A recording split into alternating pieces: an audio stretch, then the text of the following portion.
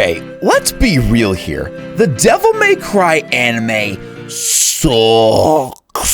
I mean, bro, the show literally ruined my glorious, alcoholic, greatly animated walking simulator. Well, at least in Devil May Cry 5, because that shit was not enjoyable in any of the other games. Like, Dante used to have so much depth. He was the guy that liked pizza and being a virgin Giga Chad who made quips outside of DMC 2, of course, because he was depressed and mewing. Well, the anime version of Dante is a soy boy cuck who gets bitched every 2 seconds by the average Sabrina Carpenter fan. But at least he got to bang a lady who in this season in particular was bad as fuck. So safe to say, the Devil May Cry anime and season 2 has got some real girthy problems. However, something I seem to be at odds with in comparison to a lot of the DMC fandom is just what those problems actually are, such as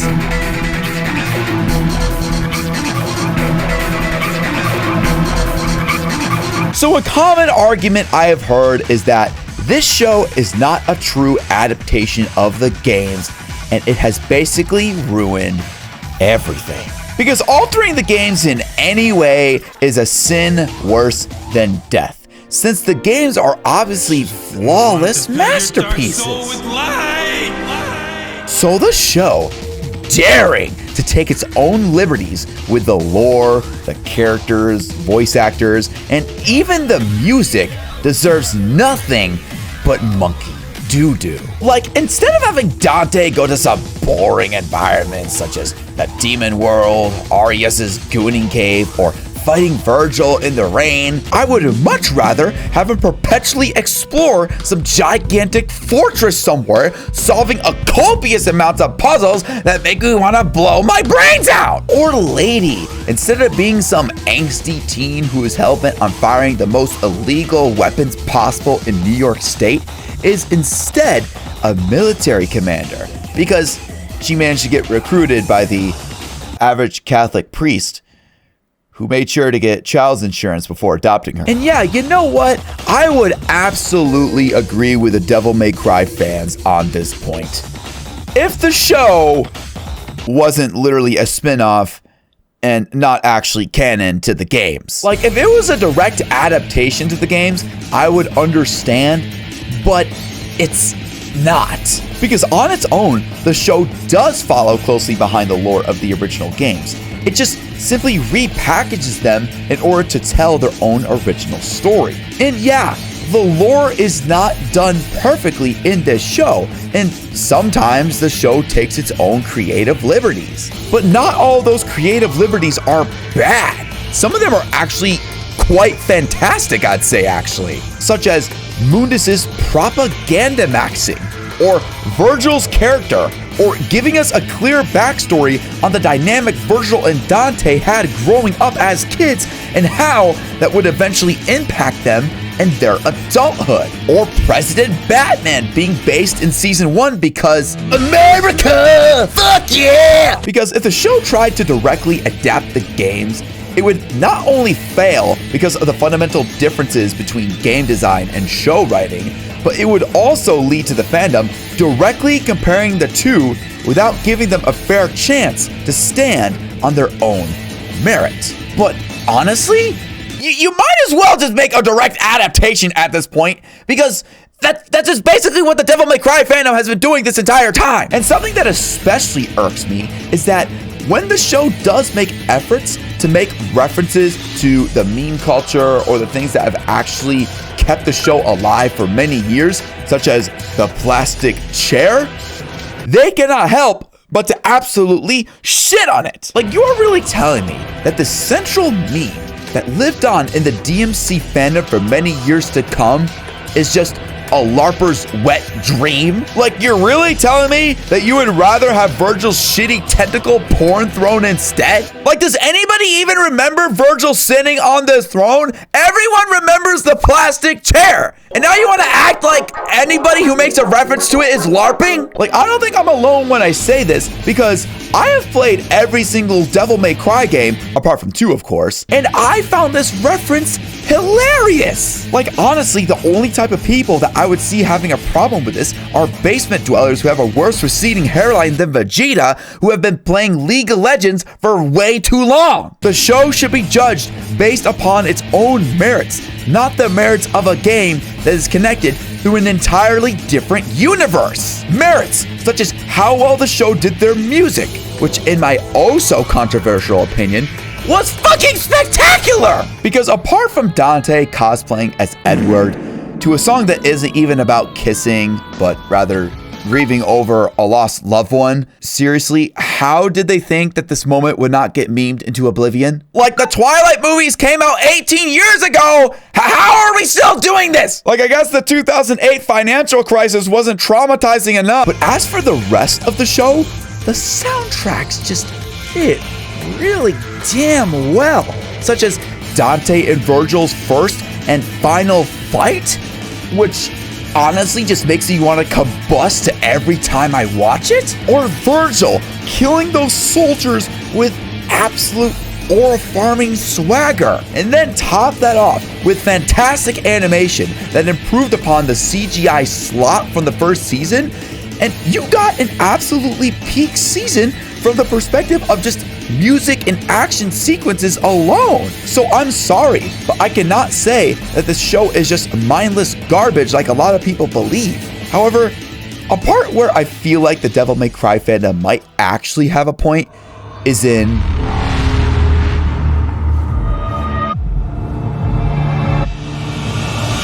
So to keep this at least somewhat fair, I'll first talk about the downsides to the characters in this section, starting off with none other than El Dente, who in this season somehow managed to get bitched harder than he did in the first season, which was honestly just frustrating to watch, because I thought he would have changed after he was getting bitch made by a couple of side bosses in DMC 3. But no, because he gets bitched by everyone in this season. He first gets bitched by Virgil by being made into the literal wallpaper at Grandma's house, which is somewhat understandable since it's Virgil. But my boy was disrespected so hard that Virgil basically had to put bro in timeout while he waited in the basement for round 2. Dante, you've been chocolate Sunday maxing for 20 years, Dante.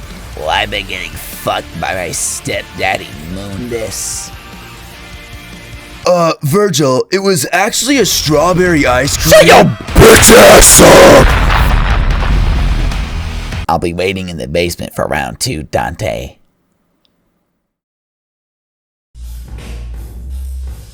Or Dante throwing a hissy fit over Lady receiving a couple of scratches, because why would the bimbo harpoonies actually stab Lady in her vital organs to kill her? Like, instead of this being a moment where Dante becomes overpowered and bitches all of them, he just gets himself bitched all over again. Like, Dante, I have lost track of how many losses we are down to at this point. Like, bro, if we keep going at this rate, we are going to be worse off than the Jets. Can you please lock in? Oh, but that isn't all, because Dante also begins his simp saga for Lady in this season, to essentially force fuck their relationship into existence in the most 2000s way possible by saving her from truck cunt. And instead of, as mentioned before, setting a perimeter or building a fucking wall, they decide to play dress up with a little girl for 4 hours,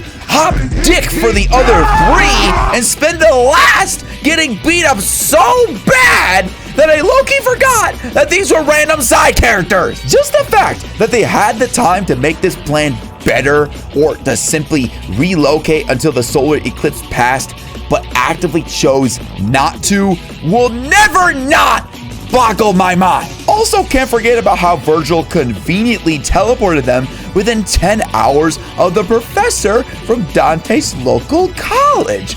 Like, oh my god!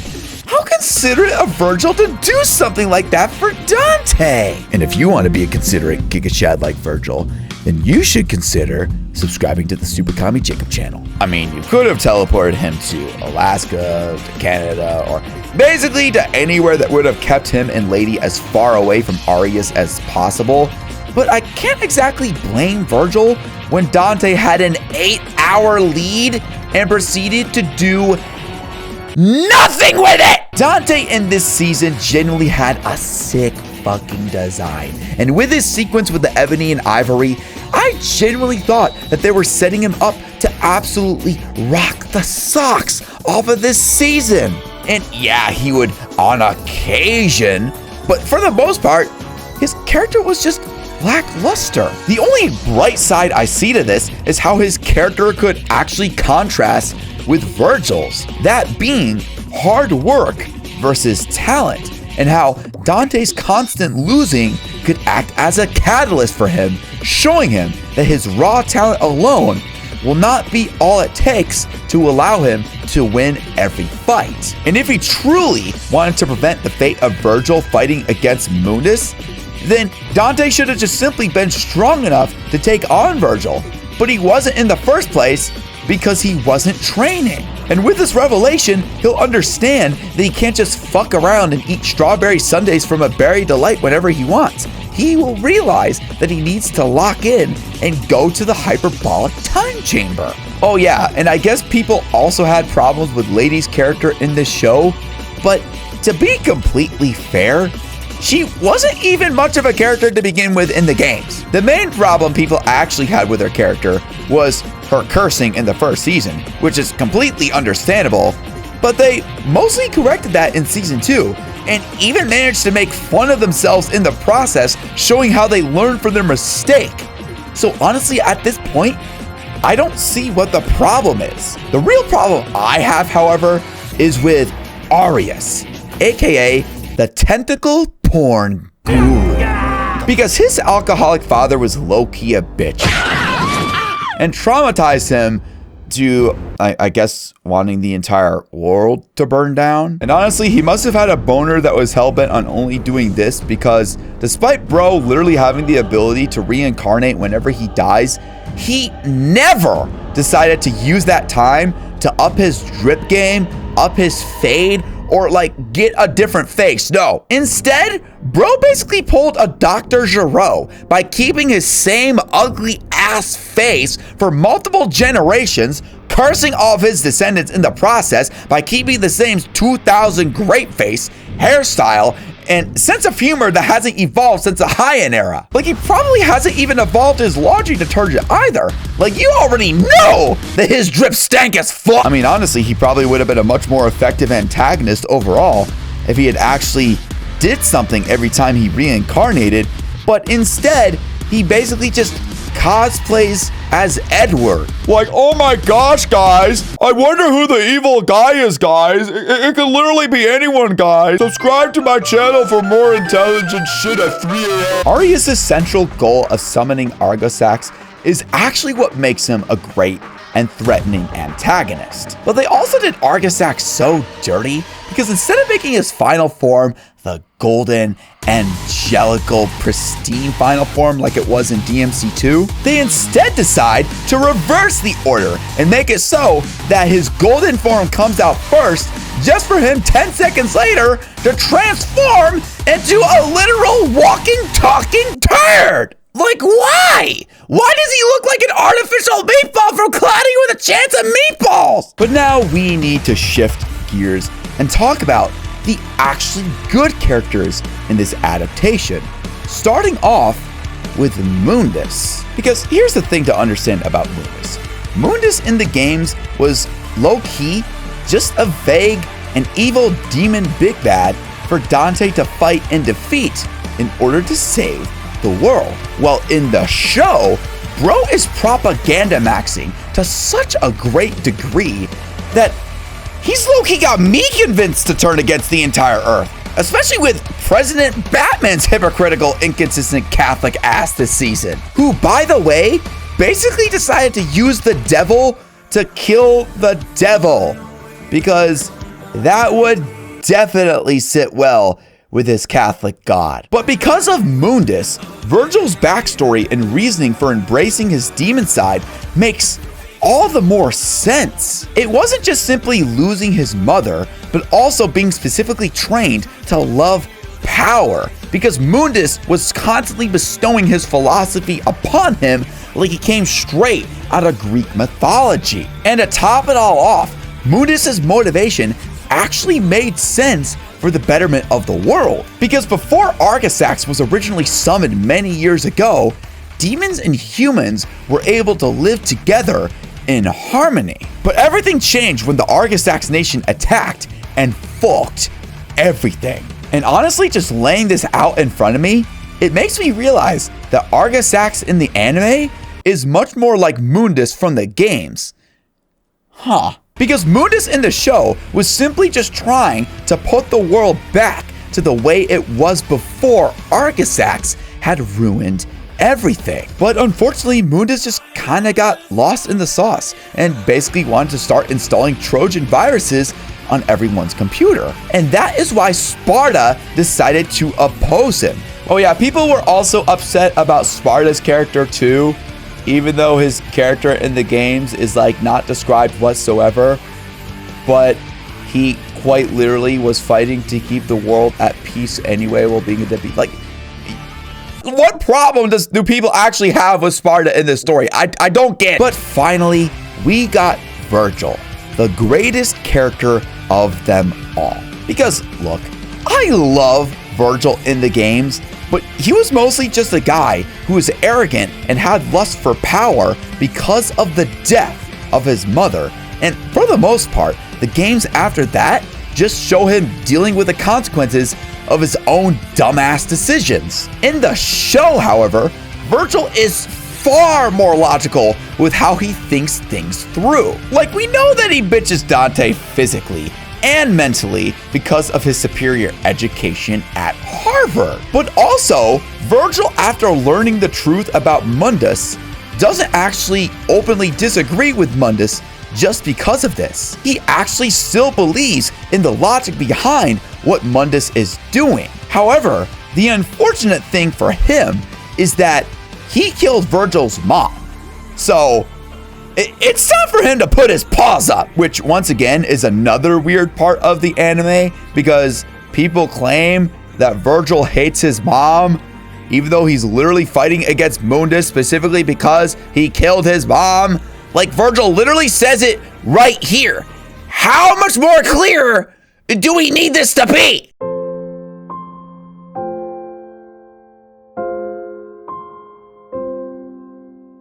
And finally, we got the main director of the show ruining everything and becoming the #1 LARPer in the known universe. Yes, we can all agree that Adi as an online personality is a dumbass. Bro cannot keep his mouth shut for 2 seconds about how he supposedly saved DMC, when in reality it was the fans keeping the show alive the entire time for years through white monsters, plastic chairs, and a copious amount of modded videos. But for the sake of this segment, I think that it would be better to instead focus in on the art rather than the artist. Because first in Foreskin, we know that the first season had some weird government jerk-off side plots with far too much lady screen time and are cursing more than the average 12-year-old on Rainbow Six Siege.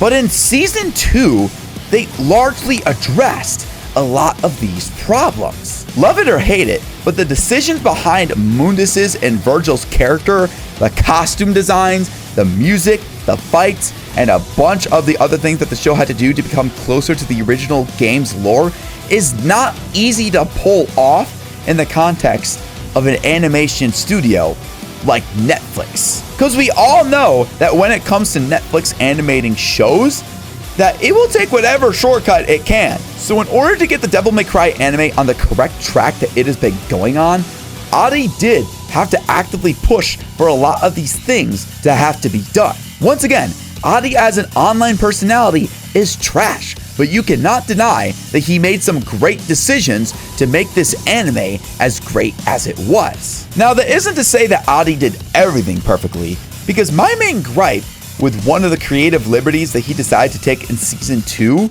was the professor sequence. Because for one, they didn't actually end up doing shit when push came to shove, rendering this entire section pointless. And secondly, Dante got pegged and sent to the air mattress by Lady because the queen-size bed was just big enough for a big back ass. Not to mention that the professor just fucking dies and gets his granddaughter sent to the sweaty chess tournament for a few hours with Virgil. But all of this stuff pales in comparison to the #1 mistake that Adi made in this anime.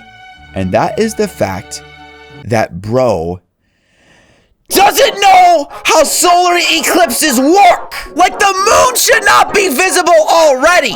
Like, that's not how this works. And why is nobody wearing glasses? You're telling me that this monumental event is going on and nobody thought to bring solar eclipse glasses? Like, has Adi actually ever seen a solar eclipse? Like what the fuck is this?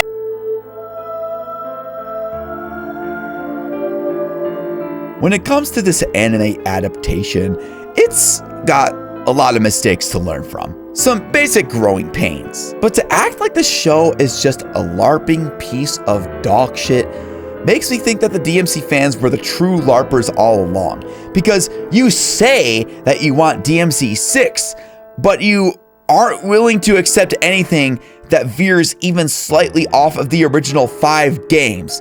With the sole exception of 2, of course. Like, if y'all can't get your act together, it's honestly no wonder why Capcom would be so intimidated at the thought of developing a whole nother game, because they're gonna have to deal with your asses constantly complaining about it. Because this show is great and has shown how it can learn from the mistakes that it has made in season 1. And I honestly hope that it continues to go in that direction as it progresses into season 3. But that is a video for another time. Thank you for watching and have a wonderful day.